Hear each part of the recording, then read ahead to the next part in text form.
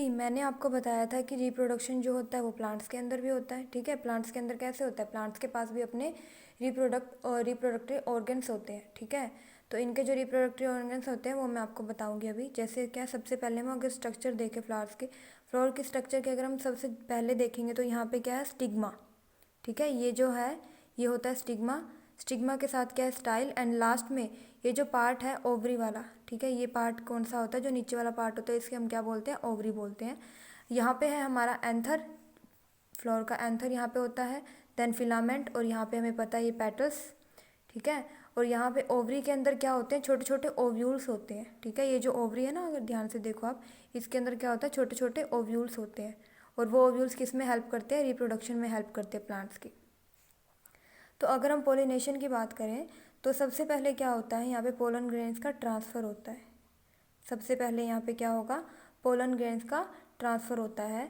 तो अगर मैं बात करूँ यहाँ पे स्टेमन की बात करती हूँ। सबसे पहले हमें प्लांट्स के अंदर ये देखना होगा कि रिप्रोडक्टिव ऑर्गन्स है कौन कौन से। ठीक है, तो सबसे पहले हमें ये ध्यान रखना है रिप्रोडक्टिव ऑर्गन्स है कौन कौन से। तो अगर मैं आपको इसमें से बताऊँ तो अगर स्टेमन की अगर हम बात करते हैं, यहाँ पे स्टेमन के अंदर क्या क्या आ जाएगा, स्टेमन के अंदर आ जाएगा हमारा एंथर और फिलामेंट। ये होता है मेल रिप्रोडक्टिव ऑर्गन्स। ठीक है, एक होता है फ्लावर्स के अंदर भी मेल और फीमेल रिप्रोडक्टिव ऑर्गन्स होते हैं। ठीक है, ये आप ध्यान रखना।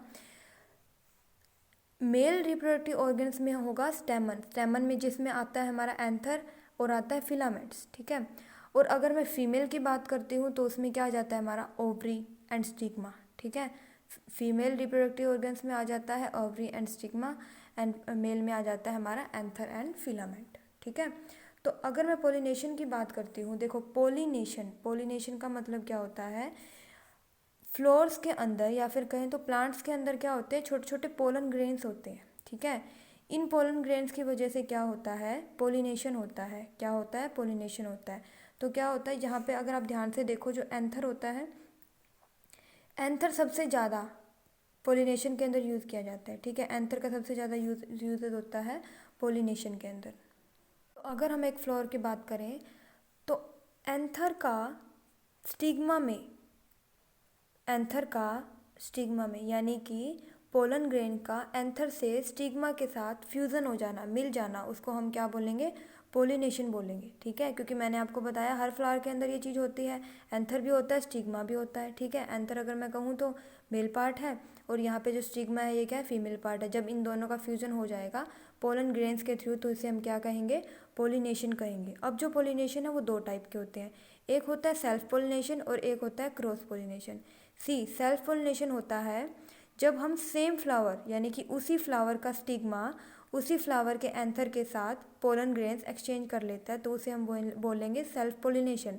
लेकिन अगर मैं क्रॉस पोलिनेशन की बात करूँ बच्चों, तो क्रॉस पोलिनेशन होगा जब एक प्लांट का स्टिग्मा दूसरे प्लांट के एंथर के साथ या फिर सेकंड प्लांट का स्टिग्मा फर्स्ट प्लांट के एंथर के साथ क्या करता है, पोलन ग्रेन्स को एक्सचेंज कर लेता है। ठीक है, तो उस टाइम पे क्या हो जाता है, क्रॉस पोलिनेशन हो जाता है।